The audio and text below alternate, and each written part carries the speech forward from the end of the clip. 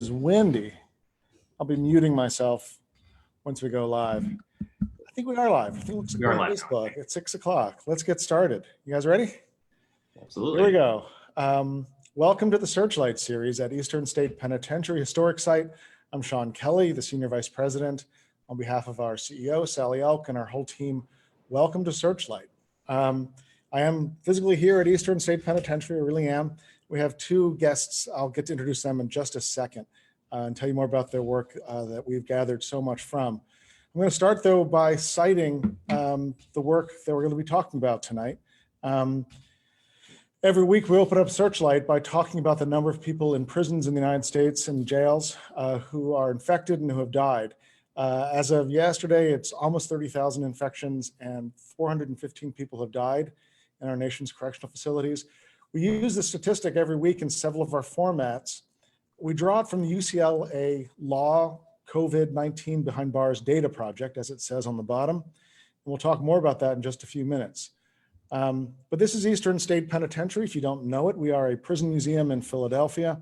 The building has its own fascinating and in some ways troubling history. We give thousands of tours every year. We had about 300,000 visitors tour the building last year.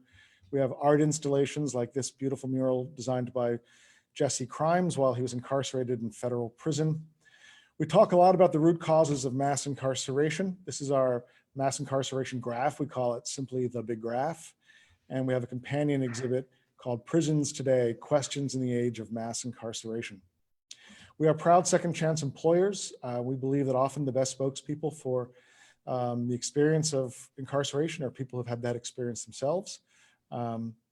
And our most recent big project was called Hidden Lives Illuminated. We taught animation inside of prisons for a year, and the students in that class made animated films about their lives. We projected those films onto the outside wall of Eastern State Penitentiary last summer. We're of course closed to the public until further notice. We've taken our programming online.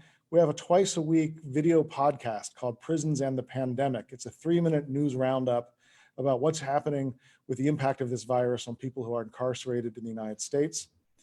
We have a hands-on history program Wednesdays at 2:30. This week is the ruins of death row. It's going to be really terrific. We are re-showing those Hidden Lives Illuminated films once a week. And we of course have Searchlight every Tuesday night at 6 o'clock. Next week, our topic is COVID-19 relief and formerly incarcerated businesses with Brian Kelly, no relation to me. Come back 1 week from tonight, and we'll talk about the impact of restrictions on that federal stimulus on companies owned by people who are formerly incarcerated. It's a topic close to our hearts because we received that federal bailout, but many of our partner organizations are ineligible.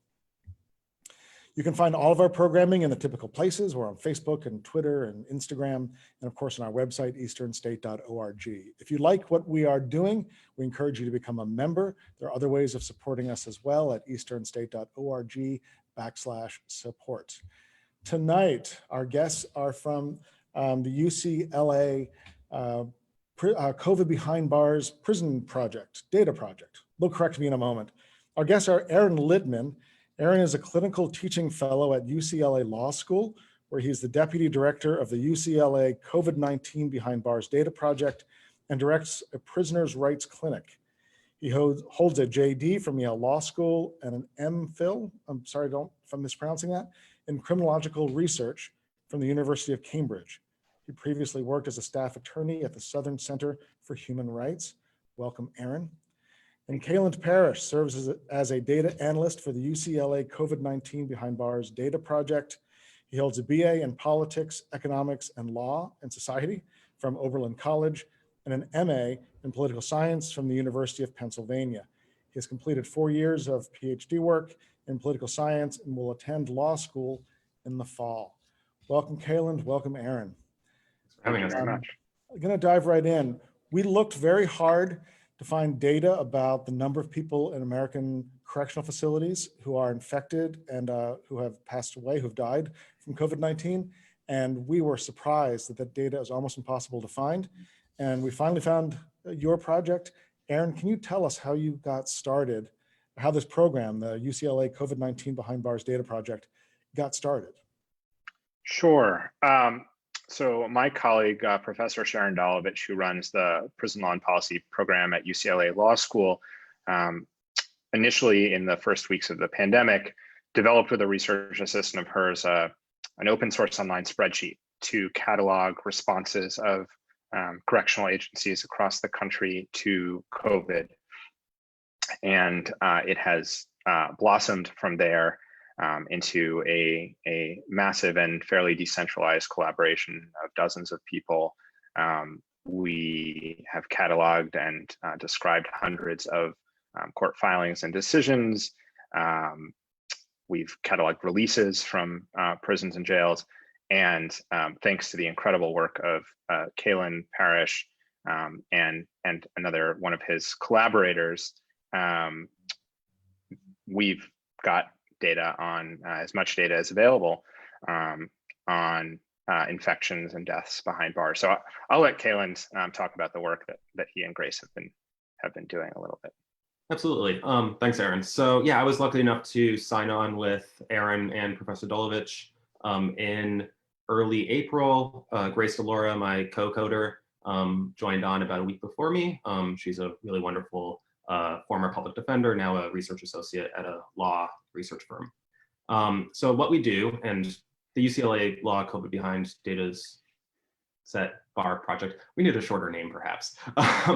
What we do is we track a number of different COVID-related statistics that are relevant to prisons and jails. So Grace and I track resident and staff infections, deaths, and recoveries. We have other really talented, wonderful people tracking releases, tracking filings for court procedures so that judges have precedents to look to when they're issuing decisions. We're tracking detention facilities, we're tracking jail facilities, we're tracking grassroots organizing and outreach. We're covering a lot of ground. That's all available on our website, which we'll probably show you at the very end. But for now, why don't I show you some of the more relevant statistics that Grace and I have been working on, and then Aaron, I think, will hop in and talk about some of the wider policy implications as well. So what Grace and I do every single day is we go to every single state Department of Corrections website, and they post more or less consistently, depending on the state, the total number of infections, deaths, and recoveries for people behind bars. Our data are much more accurate for prisons than for jails. Jails are a much more decentralized system and therefore much more difficult to track. But what you can see from the graph is a really troubling trend, which is that resident infections in prisons are extremely high. As of last night, we finally topped 30,000 infections in both prisons and jails. And you can see that that is not a flat curve. The blue line represents the staff infection rate, which is maybe a little bit more akin to what we would find in a general population trend. It's slightly higher than what we're seeing in the general population, and I'll show that in a minute.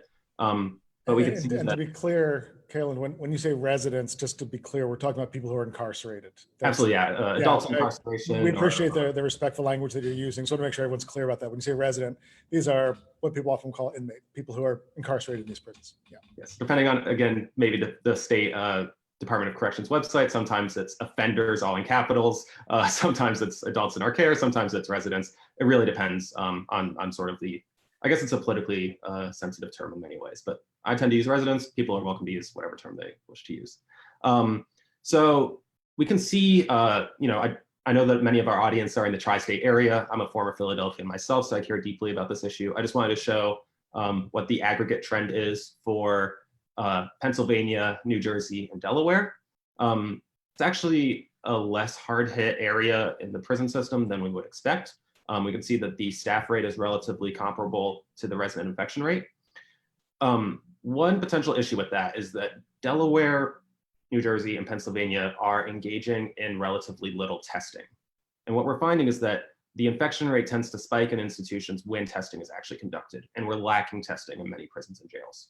So I'm guessing you mean the perceived or the understood infection rates. Yeah, so we're capturing what's most certainly an undercount of infections in these facilities. If we were to actually test everyone in every single jail and prison in the US, we'd find a much higher, sort of infection rate than what we currently find.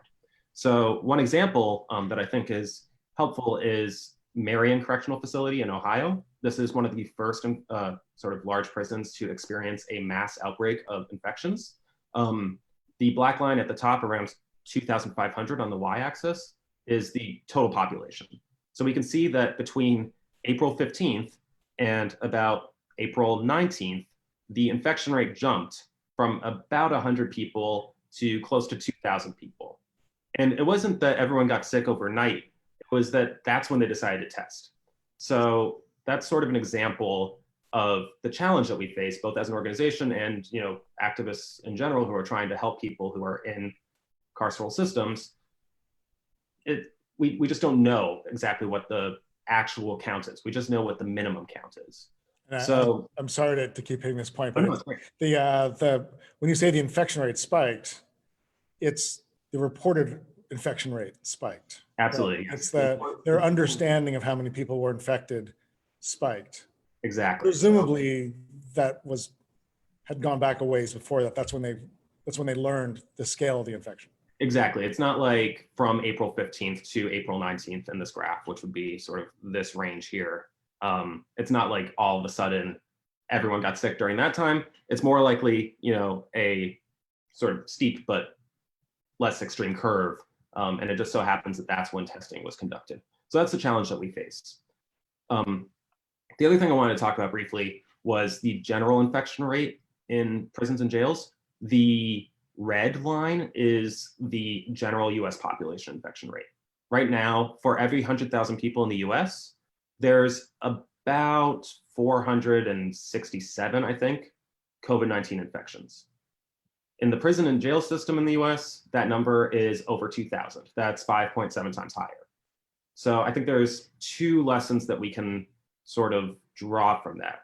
One of which is that prisons and jails are really vulnerable to COVID-19 infections. That's largely due to the worse health outcomes that are there and the overcrowding. And that's something that Aaron's going to talk about when we talk about how we can try to combat this with releases. The other sort of message that we can take from this is a wider societal message of what happens when we stop social distancing. It's very possible that the curve is going to pick up again. The curve is relatively flat right now, as you can see, for the US general population, but it could very well spike again if we increase the amount of social contact that we have, which is what we see in prisons. Finally, I just wanted to show sort of what the breakdown is by state. So again, this is the infection rate per 100,000 people in these facilities. And we could see that, and the red lines are the US general population in these states. So a place like Tennessee has about maybe 150 people per 100,000 who are infected with COVID-19. In the jail system, however, it is close to 9,000 people. So that's quite the difference in the infection rate that we're seeing in these facilities. What we're seeing is the states that are closer to the top: Tennessee, Ohio, Kansas, Arkansas, Michigan. These are states that have reliably been conducting testing in their facilities. And that's where we're seeing the very large outbreaks at the moment. If all of these states started actually conducting testing, we'd probably see a much higher rate across all states.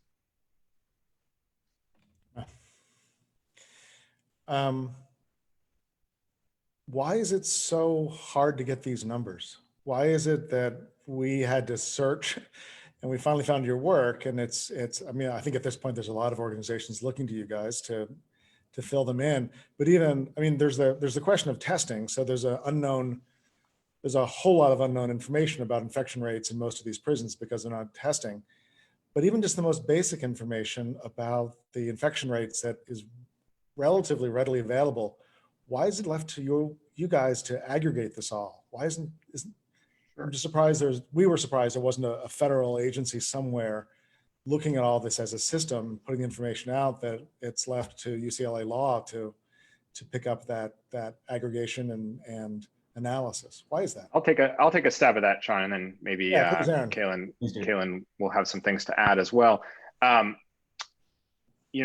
obvious federal agency that would aggregate these numbers is the Bureau of Justice Statistics. And that is an agency that unfortunately doesn't have the resources and doesn't have the staff it needs to do the critical work it's been tasked with. So even more basic, I would say, than COVID infection rates is simply the number of people in different facilities around the country. And the Vera Institute has recently published a report on the number of people in state prison systems across the country. But the fact that a nonprofit entity has dramatically more up-to-date data on the number of people in prison than the federal government makes publicly available is really quite striking, and in my view, concerning. And the quality of Bureau of Justice Statistics data is also mixed. Sometimes they issue surveys to local jurisdictions that are not completed reliably, or not completed consistently, or just not completed at all. And it really hamstrings policymakers and advocates and reporters and anyone who wants to understand what's happening in prisons and jails to have inadequate data like this. So you're absolutely right.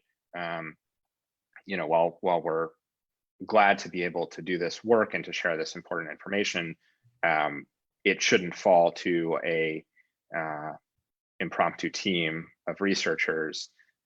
This is vital information, not only for people who are concerned about incarcerated folks, but for everyone who's concerned about flattening the curve and ensuring that we get a handle on this pandemic sooner rather than later. It's a point that was made very, very clearly 2 weeks ago with some of our guests who talked about this phenomenon of concentrating all these people in one area where the infection spreads, and then you have these links to the outside, the officers and the staff members coming in and out, and this sort of a very, very concentrated group that is not completely cut off. I'm sorry to interrupt, but that's a critical point. That has really come through with our speakers week after week, is that what's happening inside of prisons is just lagging behind, but not that far from what's going to be happening in the surrounding communities, because the people who are working in those prisons live in the surrounding communities, and that's where the stuff is going to spread once it gets thoroughly concentrated inside of that prison population. And even more so, that churn that you're describing of people coming in and out is even greater in jails, about which we know even less. So, as Kalind mentioned, we have data from a few of the largest jail systems. So, New York City, Cook County, Chicago, Los Angeles, California, where I live, which has the largest jail system in the country. But there are over 3,000 jails in counties across America, and we simply don't know what's happening with respect to COVID infections in most of them. Occasionally, a reporter will get some information from a local sheriff, but there's no way to gather data across the country because it's generally not being reported. And there are real reasons to be concerned, both in terms of the churn and also the local healthcare resources. So I wrote a report a few weeks ago with some colleagues where we looked at level of critical care resources in rural counties, and in a number of states, up to a third of the local jail population is housed in a county with no ICU beds at all. And so obviously, if there's an outbreak in a facility like that, even a relatively small facility with a few hundred people, the demands on local healthcare resources will be tremendous. We have a couple of great questions coming in already through Zoom and through Facebook. So we're going to get to those questions in a moment. If you have questions in the audience, please submit them either through Facebook or Zoom. We'll get to them in a minute. We have a couple more questions I wanted to make sure we didn't miss.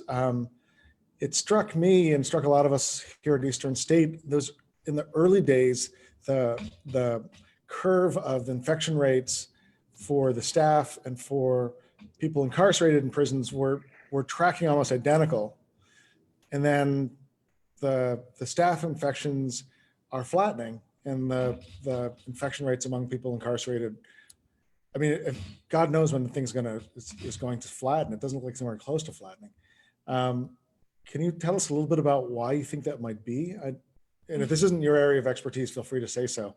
But I'm curious why the curve is flattening among one group and not among the others. And if there are places where you see that curve actually flattening among incarcerated populations, what they're doing to get that in some places. Absolutely. So, I mean, everyone in the US, the US is lagging in testing, obviously, behind many other countries. I'm not an epidemiologist, so I'm not particularly equipped to talk about this, but I think that generally most staff reports and staff infections are self-reported in states. So for one thing, that rate's probably a little bit higher, and staff are just not telling the DOC, or the DOC doesn't report it. I'm sure that staff are, not going to work sick if they can help it. But I think generally there's probably easier access for staff to get tested than for residents, especially at the beginning. There was very little residency testing happening, in early April and late March. That was not super common. It's still very uncommon to see testing done in a lot of Department of Corrections facilities. I haven't checked in a couple of days, but Hawaii, last time I checked, had tested a total of 13 people in their facilities. And that was, just this week. So we're definitely seeing a lot of Department of Corrections facilities lagging, where I think they are lagging in the testing of how they treat their residents, but maybe they are more consistently tracking their staff. Aaron, I don't know if you have any other thoughts on that. Sure. Kind of two thoughts. One, and we're just sort of speculating at this point, but one important point to make is that staff are able to absent themselves from facilities when they're infected, and they're instructed to, right? If they have a fever, if they have a cough, at least if they're symptomatic, they can stay home. An incarcerated person can't do that. And while they may be isolated more or less effectively, they are likely confined in close proximity to many other people. They may be cohorted with other people who have been exposed but not yet infected. But you can remove sick staff people from a facility quite easily, whereas the incarcerated people will remain there. The other thing I'll say, because I think you raised it in your question, as to whether there's anywhere that has sort of responded adequately and flattened the curve. We actually got that question on Facebook as well. Yeah. The answer is no. I mean, there have been different responses of jurisdictions, and one thing I want to kind of highlight, and Kalind, do you mind going to the slide about releases? Sure.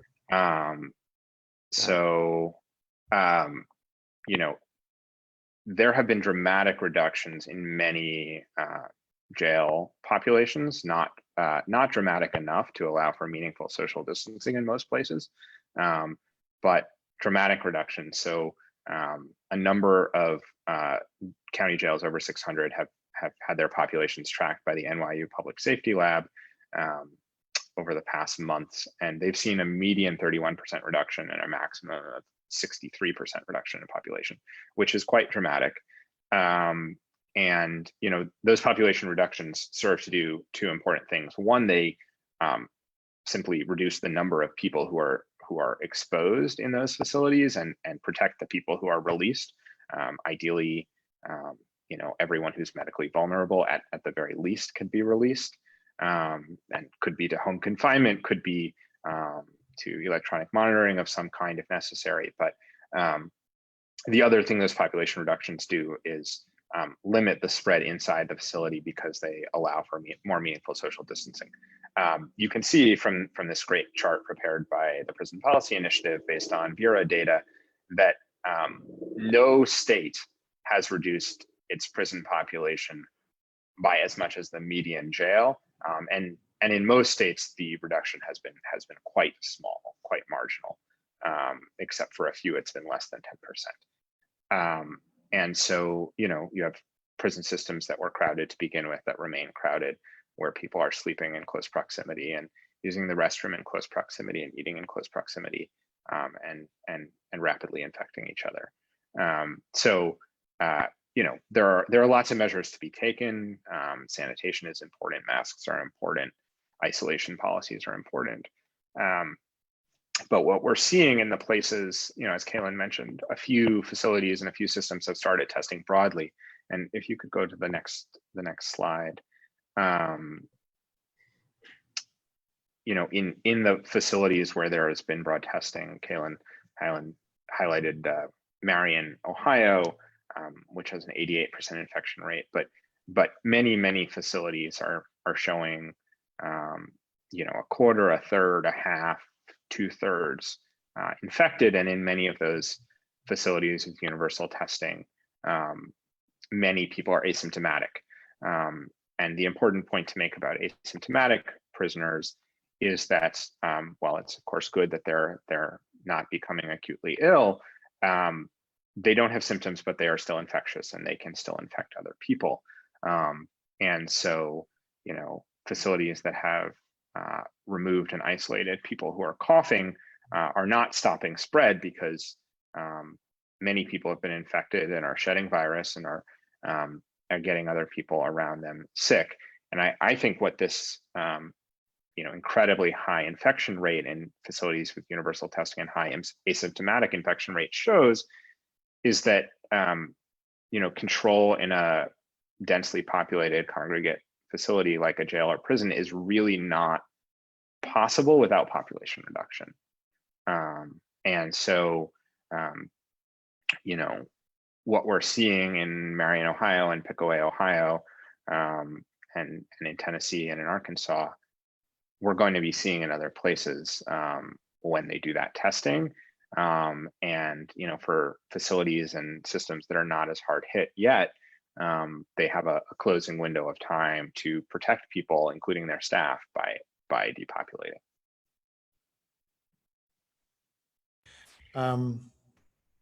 On that note, we have a question from Zoe, one of our audience members. Are infection rates so much higher in prisons compared to the general population, in some part because of more widespread testing that's been done inside of prisons? Do you, either of you, have a sense of whether the testing rates are actually higher inside of prisons? They're higher inside certain, there are certain facilities, a very few, where there has been universal testing, and I'm not aware of a town or city where every single person has been tested. But by and large, testing rates are quite low in most systems and in most facilities across the country. Right. So, well, to Kalind's point earlier about Hawaii having 13 tests total so far, so there's an example where you would assume that it was not a question of more testing inside the prisons. Yeah, and you can also look at data produced by various news organizations, Johns Hopkins, the New York Times, that sort of estimate within a standard of error what the actual rate is for the U.S. general population, even without testing. They take all the testing numbers of sort of randomly tested individuals and create an estimate that way, and it's still below the U.S. Prison population infection rate. So, I think it's a very valid point and a very valid question, but I think that probably the infection rate is mostly attributable to having a bunch of people locked up in a relatively condensed area with limited ventilation and much less ability to social distance. We have an excellent question here from one of our audience members on Zoom. What kind of actions have activists and other organizations taken using this data, aside from the fine work that my colleagues are doing here at Eastern State Penitentiary? We're using it heavily. Where else have you seen this data turn up? Where else, and how has it been activated to draw attention to the humanity of people who are incarcerated and the threat to their lives? Sure, I can take a start at that question. I think it's been used by a really wide array of people, and litigators have used it to demonstrate the need for changes in policies, to seek releases of vulnerable clients. It's been used by, anti-incarceration movements and organizers around the country who have protested, who have, exerted tremendous political pressure to reduce jail and prison populations, to hold accountable those who have custody over incarcerated people, and it's been used broadly by the media. I'll let Kalind talk maybe some about some of the media sources that have used it, and any others he wants to mention. Yeah, I definitely don't have an exhaustive list of our sort of media presence, but I have seen our data appear in the New York Times, the Wall Street Journal, Reuters, ABC. We were on the Rachel Maddow show at one point. So we're definitely sort of reaching a large media presence. I've also, yeah, as Aaron mentioned, seen us, cited in habeas petitions thus far. Some of them successful, some not, to try to What is get a habeas? Just tell us what a habeas. Sure. A habeas petition is basically to try to get someone out of jail or out of prison. So I've seen us cited in both successful and unfortunately unsuccessful petitions using that data. And we also, provide graphs for some of those court filings and provide data analysis for them. So sort of a wide range of uses for our data. And then we're also working with some public health experts at Johns Hopkins to sort of use the data to try to direct policy as well. Where's your funding coming from? So we initially started on a shoestring budget. We were, Kalind hasn't been paid for any of his work, and we've had volunteers from across the country. We've been able to hire 2 data scientists recently, thanks to the Vital Projects Fund, and so there are only paid staff people, and they're going to expand on the tremendous work that that Kalind and Grace and others have been doing in trying to kind of help journalists and advocates and researchers understand and use this data. Do you track other institutions as well? I mean, I think something like 1/3 of the deaths in the country have come out of assisted living facilities. So I'm curious if that's data that you also look at, or you're tracking against it, or globally, if you're looking at prisons in other parts of the world and seeing how the virus is impacting people who live in those facilities. Sorry, they're 2 different questions. Let's take one at a time. Are there parallels to other institutional housing environments in the United States? I think that you can draw similar lessons. We're not personally tracking much of those data, unless Aaron, you can correct me on that. But no, we're not. I think similar lessons can be drawn from what we're seeing in, assisted care facilities for older folks. We're seeing a much higher infection rate, and that's because you have people confined to a room with multiple staff coming in and out who bring it in from the outside. So you see a much higher sort of infection rate. It's a different population. That's a much older population than what you would find in a carceral system. But you do see the effects of the inability to socially distance oneself. Jails, and prisons, the vast majority of them, it's multiple people sort of sleeping in the same room, unlike most assisted care facilities, as far as I know. So there are differences, but I think you could draw very similar lessons from them. Aaron, do you have anything? Yeah, well, and just on the international point, I mean, I think it's a critical one.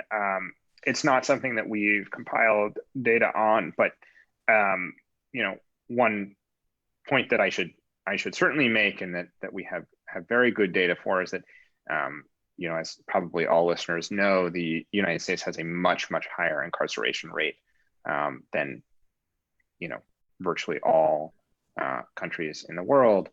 And so, as the I think that graph of incarceration rates that you showed at Eastern State, demonstrates so powerfully. And in addition to having a much higher per capita rate, we confine people in unusually crowded congregate facilities in a way that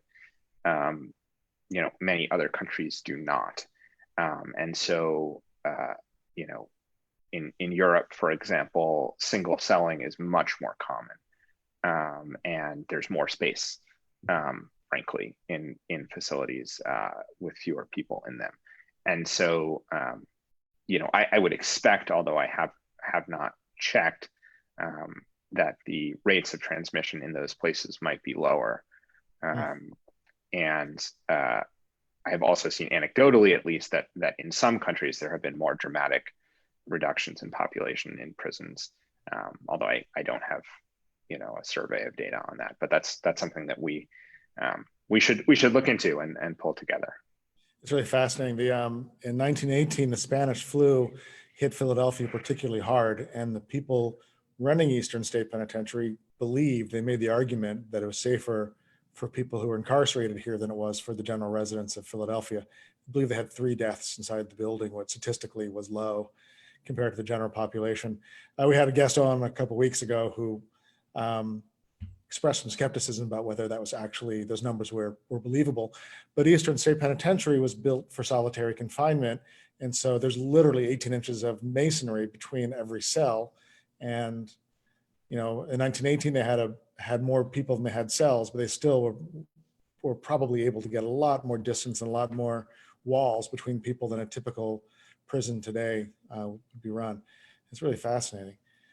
Just one point I want to make on that. Obviously, separation between people is, as we all know from our living rooms where we're watching this, essential to combating this virus. But it is also something that can be really profoundly damaging to people who are incarcerated, particularly people with mental illness, to be isolated in that way for long stretches of time, particularly during a time that is stressful for all of us. A pandemic is a scary thing. And so, we, hear and read accounts of people who are housed in isolation cells without the ability to have visits or even necessarily speak with their family members on a regular basis. So while, isolation may be an appropriate measure to respond to an outbreak, when absolutely necessary, it is not a good substitute for population reduction. I'm so glad you said that. Thank you for making that point. We have a couple of advisors and a couple of close members of what I would consider our team who are currently incarcerated. And I was swapping emails with Joe, who made a film in our Hidden Lives series this week. And he was describing his life living in his cell. And he's a man who's been incarcerated for more than half of his life and living inside of his cell and taking the bird bath, as he describes. He's showering basically in his sink, just taking like a sponge bath, and just really talking about the mental toll that it takes, the psychological toll that takes. I'm really glad you made that point, Aaron. That is I hope I wouldn't want to leave anyone with the impression that putting people in solitary confinement is a compassionate or reasonable health response, if you're thinking about their health. And just quickly on that point, please.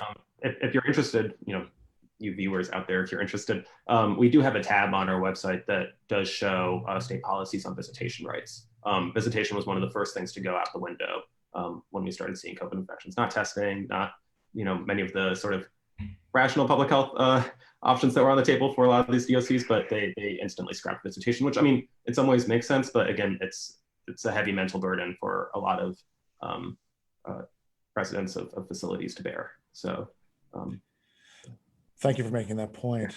We have some excellent questions coming in from our audience. Here's something I never thought of. Can you talk about informed consent in COVID-19 testing inside prisons and jails?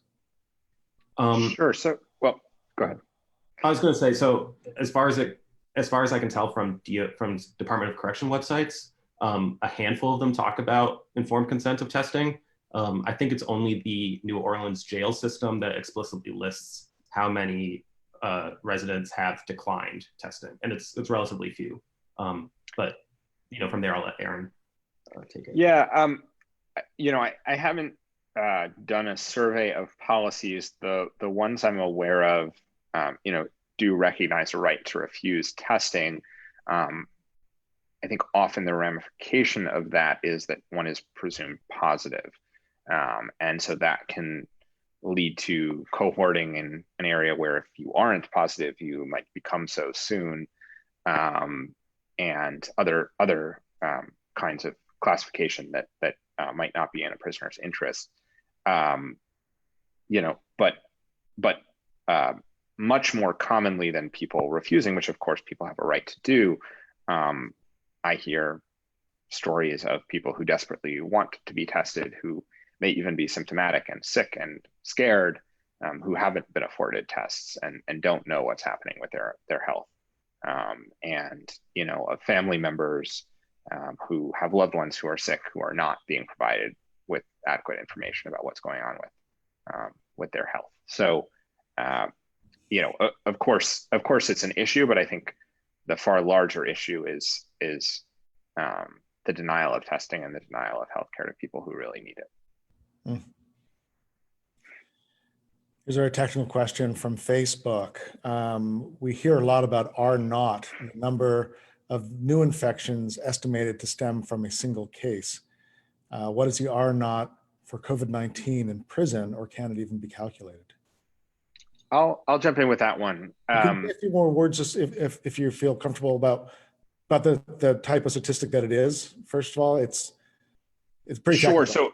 So, well, it is pretty technical, and the first thing I'll say is I'm not an epidemiologist, and so my understanding is probably about as good as the person who asked the question. But my understanding is that it reflects the rate of spread of an infection, the number of people who each infected person will infect, and it has to do with the shape of the curves that we keep seeing in lots of projections and models. We certainly have not tried to calculate and are not, and we don't have adequate data to do so. But I will point the person who asked the question and anyone else who's interested to two sets of epidemiological modelers who have tried to do that, and their estimates, obviously.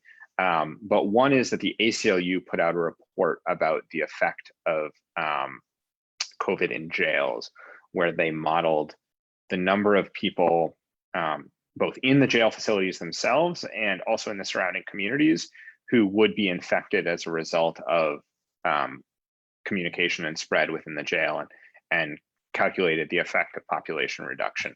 So I would commend that report to you, and it has some sort of top line numbers, but also some technical details. There's also an organization called Recidiviz that has created a model for in different facilities, and part of the answer to your question is that the R naught depends on the kind of facility, depends on how crowded it is, depends on the kind of housing environment. But they've created a model, and they've cited a bunch of literature on past infections in prisons and jails that would be worth looking at. Yeah, and just to that point, we don't have an R naught for these facilities, but pretty soon we'll be uploading graphs to our website, I think, that show the rate of, or just the general infection numbers for each state. And you can sort of infer from that that it does spread pretty quickly. It's hard to say, if it spreads from one person to everyone, or if it's from, 1 to 1 to 1. But it is a very viral, literally, sort of rate of infection. Speaking of your website, it's in all the materials online, wherever you're watching this, in the comments section or the description section, you can find a link to the UCLA website. But I think we talked about you even having a slide of it to put on screen, and maybe we could take 2 more questions and leave that up on the screen. So if people want to track that data themselves, I think it'd be wonderful. So this is, sorry, thank you. So this is our website. You can actually go to law, it's law.ucla.edu/COVID behind bars is the short version. There's also a long version, but and from there you can easily sort through the tabs, and you can click on any of them. Our data are currently stored as a Google Sheet, so it's easy to download and sort of play around with if you want. This is the primary tab of deaths and infections and recoveries that we're tracking. So you can sort of see it sort of that way, I guess. Aaron, is there anything you'd like to add? We've got plenty of really wonderful tabs that look at, ICE detention facility releases to jail releases, reduction requests and reduction responses. We track grassroots organizing efforts, jail and prison condition policies, and these are all run by really wonderful people within our organization. So I definitely recommend people go and take a look. Yeah, no, that's, we'd encourage you to visit the site. As Kalind says, we'll be adding visualizations, other resources in the days to come. At some point, we will also have some of the quantitative data available in a different format that's easier for data analysis. That's something that's in process. One of our audience members wonders where you're going next with the project. How's it going to evolve? I bet you'd like to be in that business. Sure. So I can talk a little bit about that. Of course we would love to not have anything to track anymore, but it doesn't seem like that will be the case for quite some time, unfortunately. So we have data scientists working on both preparing the historical data that we've collected for easier use by public health experts and statisticians and others. We also have collaborations with a number of other organizations to kind of integrate data that they have available that's relevant, whether it's on prison jail populations or capacity, or the locations of these facilities, or local public health data. And so that's something that we hope to make available soon. You know, and then kind of we see our role as a central repository, and also you know, a source for kind of synthesis. And you know, the spreadsheet is a long one, but the import of it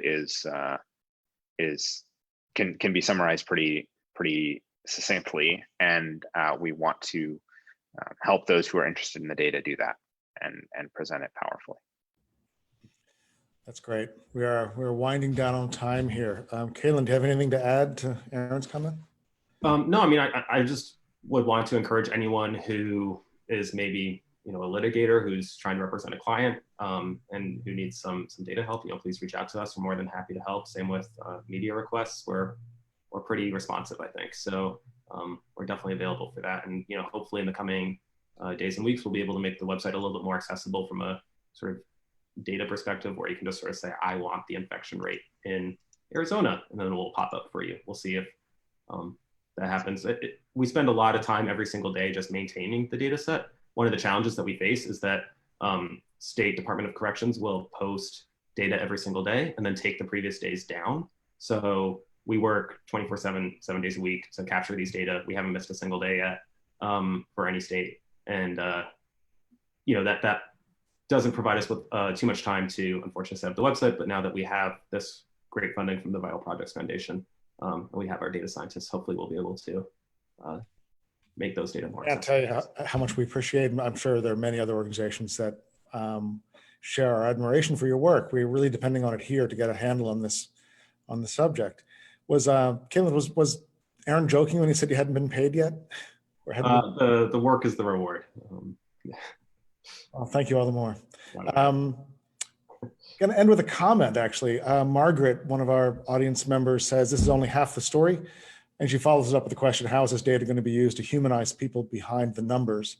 We've talked a fair bit about where this data is working its way into other places, but I'm so glad that we've had a chance to talk a little bit about how these data sets are very easy at a distance to look at them and see just cold numbers. But obviously, we really admire the work that you're doing, because obviously we are trying to protect the lives of the people who are incarcerated, the people who those charts represent. So thank you so much. I have a couple quick more thank yous to do here. I wanted to thank Andy Anderson and Damon McCool and Marnie Penn from our staff, who have been tracking your numbers week in and week out, and have been doing a lot of the work to bring these numbers to our audience. And Annie helped coach me a little bit for tonight because she couldn't be here at Eastern State. And to our whole staff at Eastern State, thank you. Kalind, thank you so much for your time. Thank you for being here. Aaron, thank you so much for being here. We really appreciate your time. Thank you for having us. Okay, this is good night. So from Eastern State Penitentiary Historic Site, thank you for joining us. We will see you next week, we hope, on the Searchlight series live from Eastern State Penitentiary. Good night.